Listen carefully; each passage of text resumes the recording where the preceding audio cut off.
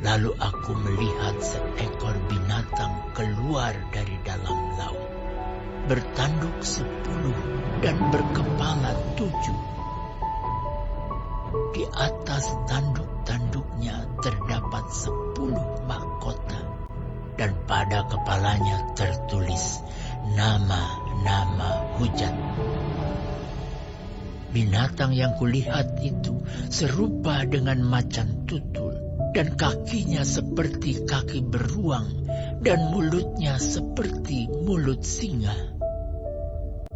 Dan naga itu memberikan kepadanya kekuatannya, dan tahtanya, dan kekuasaannya yang besar. Maka tampaklah kepadaku satu dari kepala-kepalanya seperti kena luka yang membahayakan hidupnya. Tetapi luka yang membahayakan hidupnya itu sembuh. Seluruh dunia heran, lalu mengikut binatang itu. Dan mereka menyembah naga itu, karena ia memberikan kekuasaan kepada binatang itu. Dan mereka menyembah binatang itu sambil berkata, "Siapakah yang sama seperti binatang ini? Dan siapakah yang dapat berperang melawan dia?" Dan kepada binatang itu diberikan mulut yang penuh kesombongan dan hujat. Kepadanya diberikan juga kuasa untuk melakukannya 42 bulan lamanya. Lalu ia membuka mulutnya untuk menghujat Allah, menghujat namanya dan kemah kediamannya dan semua mereka yang diam di sorga. Dan ia diperkenankan untuk berperang melawan orang-orang kudus dan untuk mengalahkan mereka. Dan kepadanya diberikan kuasa atas setiap suku dan umat dan bahasa dan bangsa.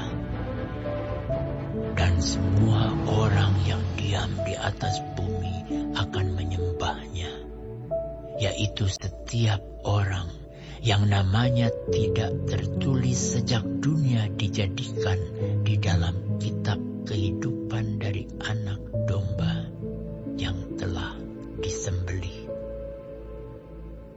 Barang siapa bertelinga, hendaklah ia mendengar. Barang siapa ditentukan untuk ditawan, ia akan ditawan. Barang siapa ditentukan untuk dibunuh dengan pedang, ia harus dibunuh dengan pedang. Yang penting di sini ialah ketabahan dan iman orang-orang kudus. Dan aku melihat seekor binatang lain keluar dari dalam bumi dan bertanduk 2 sama seperti anak domba, dan ia berbicara seperti seekor naga. Dan seluruh kuasa binatang yang pertama itu dijalankannya di depan matanya. Ia menyebabkan seluruh bumi dan semua penghuninya menyembah binatang pertama yang luka parahnya telah sembuh. Dan ia mengadakan tanda-tanda yang dahsyat. Bahkan ia menurunkan api dari langit ke bumi di depan mata semua orang.